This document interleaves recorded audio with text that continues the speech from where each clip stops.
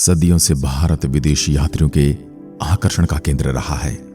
इनमें कई ऐसे भी रहे हैं जिन्होंने भारत का गहन अध्ययन किया है, भारत को अच्छे से जाना है, समझा है और जो पाया उसे दुनिया तक पहुंचाया है।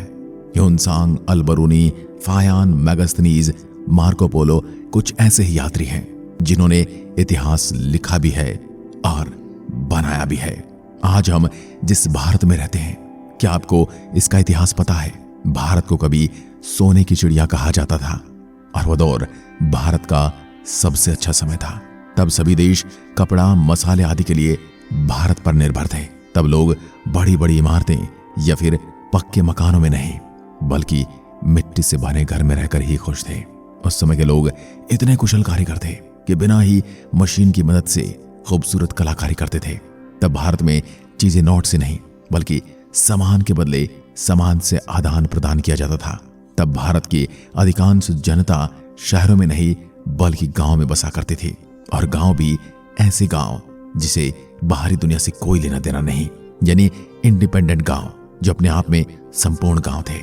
इसी के चलते आज की इस वीडियो में हम पुराने भारत की याद ताजा करेंगे और आपकी मुलाकात करवाएंगे आज से 1000 साल पहले के भारत से। आज से अगर 1000 साल पहले की बात करें तब मध्यकालीन युग था, और तब भारत में भारतीय शासक तो राज कर ही रहे थे बल्कि कई विदेशी शासकों ने भी यहाँ आक्रमण कर अपना शासन जमाया था। उस समय भारतीय शासकों में एकता का भाव था और हर कोई अपनी मर्जी से देश को चलाना चाहता था। इसलिए देश के अधिकतर राज्यों में भिन्न भिन्न शासकों का शासन था। इसी बात का फायदा कुछ विदेशी लोगों ने उठाया और उन्होंने यहाँ आक्रमण करना आरंभ कर दिया। 1000 साल पहले यहाँ चोल, पंडा, पलवा, चीलके के अलावा राष्ट्रकूट राजवंशों का भी राज हुआ करता था। यदि तब के व्यापार की बात करें तो तब आज ही की तरह बड़ी बड़ी फैक्ट्रियां नहीं हुआ करती थी। उस समय घर घर में कारखाने हुआ करते थे। तब भारत में केवल कपड़े, मसाले और खान पान की ही चीजों का व्यापार किया जाता था। इन चीजों की यहाँ इतनी ज्यादा पैदावार थी कि इन्हें दूसरे देशों में एक्सपोर्ट तक किया जाता था। यहाँ से भर भर कर जहाज विदेशों में जाते थे। भारत का दुनिया में 30% एक्सपोर्ट में योगदान था और चीन का 25% और यूरोप का 11% था। कहते हैं तब सबसे ज्यादा जनसंख्या इन तीनों देशों में ही बसा करती थी। अमेरिका, लैटिन अमेरिका, ऑस्ट्रेलिया और रशिया में काफी कम जनसंख्या थी। तब मुद्रा कुछ सीमित लोगों के पास हुआ करती थी, जो लोग अपना गुजारा एक दूसरे से सामान लेकर या देकर भी किया करते थे। यदि आप 80 या 90 के दशक के बच्चे हैं तो आपको ये जरूर पता होगा कि आप अनाज के बदले दुकान से सब्जियां लाया करते थे और कभी कभी तो मूंगफली या फिर अपने लिए खाने का कोई सामान भी लाते थे। तब फैमिली बिजनेस को अहमियत दी जाती थी, यानी अगर किसी का काम सुनार का है तो उसका बेटा भी वही काम करता था, यानी बचपन से वह उस काम में दक्षता हासिल करता था और जब वह अपनी युवावस्था में होता तो वह एक कुशल कारीगर होता था। फिर पीढ़ी दर पीढ़ी सब एक ही काम करते थे, जबकि वर्तमान समय में ऐसा नहीं है। 1000 साल पहले आज की तरह ही शहरों में मंडी और बाजार हुआ करते थे, जहां आधुनिक भारत में आज की तरह सुई से लेकर एक सामान की अलग अलग दुकानें होती हैं। वहीं प्राचीन भारत में केवल बर्तन, सोना, चांदी, कपड़ा और इत्र के अलावा खाने पीने की चीजों की दुकानें थी। खेती बाड़ी और पशुपालन लोगों का मुख्य व्यवसाय था, यानी मवेशियों की मंडियां लगती थी, मवेशियों के मेले लगते थे और लोग अपने मवेशियों को खरीदने भी आते थे और बेचने भी। उस समय के लोग काम में माहिर थे और सुनार, लोहार, कुम्हार, चमड़े का काम करने वाले चमार आदि सभी लोग अपने काम में इतने कुशल थे कि आज भी भारतीय कलाकारी को दुनिया भर में सराहा जाता है। उनके हाथों में गजब का हुनर था और उनके आगे आज की मशीनें भी फेल थी। उदाहरण के तौर पर आप किसी भी किले की शानदार नक्काशी को देखकर अंदाजा लगा सकते हैं।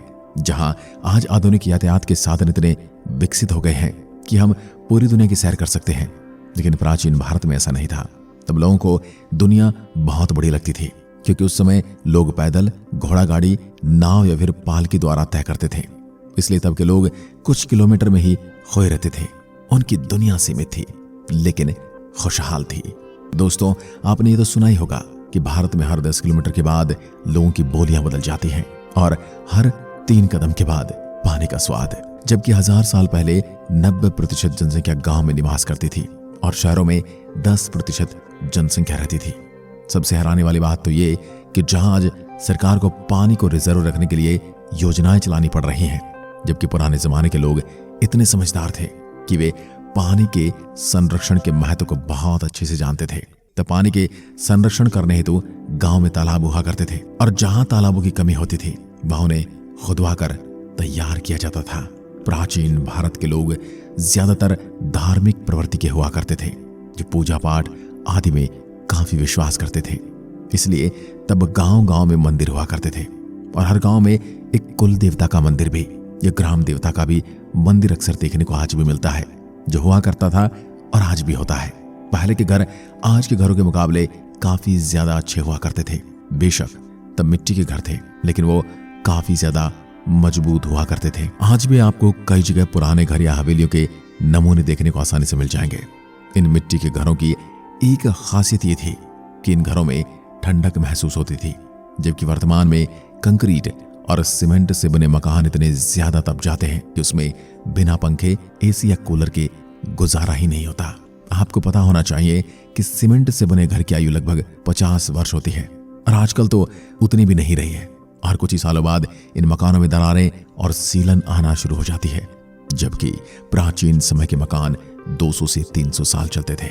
दोस्तों, ऐसा भी नहीं है कि प्राचीन काल के लोगों में झगड़े या विवाद नहीं होते थे, बल्कि तब उनका फैसला कोर्ट नहीं बल्कि राजा सुनाते थे, जबकि छोटे मोटे मामलों का निपटारा गांव के सरपंच या पंच किया करते थे या घर के बूढ़े बुजुर्ग ही उनका निपटारा करते थे। यदि शिक्षा की बात करें तब आज की तरह बड़ी बड़ी यूनिवर्सिटीज और स्कूल नहीं हुआ करते थे। तब शिक्षा केवल गुरुकुलों में दी जाती थी और कुछ यूनिवर्सिटीज थी जैसे नालंदा और तक्षशिला, वो विश्व प्रसिद्ध यूनिवर्सिटीज भी थी। यानी ऐसे विश्वविद्यालय यहाँ तब मौजूद थे जब लोगों ने पढ़ना तक नहीं सीखा था। उस समय वेद साहित्य को अधिक महत्व दिया जाता था। तक्षशिला में वैदिक साहित्य के साथ साथ 18 शिल्पों की भी विद्या दी जाती थी। विद्यार्थियों को एग्रीकल्चर, गणित, इकोनॉमी और चिकित्सा जैसे विषय को पढ़ाया जाता था। एक खास बात यह भी है कि तब लिखित की बजाय मौखिक शिक्षाएं ज्यादा दी जाती थी। लोगों के मनोरंजन के लिए बड़े बुजुर्ग बच्चों को रात में कहानियां सुनाया करते थे और इन कहानियों के माध्यम से वो बच्चों और आने वाली पीढ़ी को शिक्षाएं भी देते थे। 1000 साल पहले लोग जाति और धर्म को मानते थे। अलग अलग जाति के लोगों को अलग अलग जाति के लड़कों से या लड़कियों से विवाह करने की इजाजत नहीं थी। तब के समाज में प्रेम विवाह बहुत कम हुआ करते थे। तब केवल अरेंज मैरिज हुआ करती थी। तब एक गांव या गोत्र के जोड़े की शादी नहीं हुआ करती थी। दोनों का अलग अलग गांव और गोत्र होना जरूरी था, जबकि आज भी भारत के कुछ राज्यों में ऐसा होता है। लेकिन भारत के कुछ राज्य ऐसे भी हैं जहां पर एक ही गांव में लोग शादियां कर लेते हैं। हालांकि तब सबसे नजदीकी गांव में शादी करवा दी जाती थी। उस वक्त शादी समारोह 1 हफ्ते तक चलते थे। तब यातायात के साधन सीमित थे और बारात बैलगाड़ियों से जाया करती थी। हालांकि तब के लोग आज के लोगों की अपेक्षा एक अच्छी जिंदगी जी रहे थे और रात को चैन की नींद सोते थे। आज का इंसान भले ही तरक्की के मामले में आगे निकल गया है, लेकिन आज भी ज्यादातर लोग बीपी जैसी कई बीमारियों से जूझ रहे हैं। उस समय लोग दिन भर खेतों में काम करते थे, शाम को खुले आंगन में खाटे डालकर सोते थे, एक दूसरे से बातें करते करते हालचाल पूछते पूछते सो जाया करते थे। लोगों की आंखें अलार्म से नहीं बल्कि पक्षियों की चहचहाहट से खुला करती थी। लोग उठा करते थे जब पशु पक्षी और पूरी प्रकृति जागती थी तो लोग भी जागते थे। आज की तरह नहीं कि दोपहर तक लोग सो रहे हैं। ये वो दौर था जब सुबह सुबह औरतें भजन गुनगुनाया करती थी, अपने घर में झाड़ू पोछा और डेली आंगन लिपा करती थी।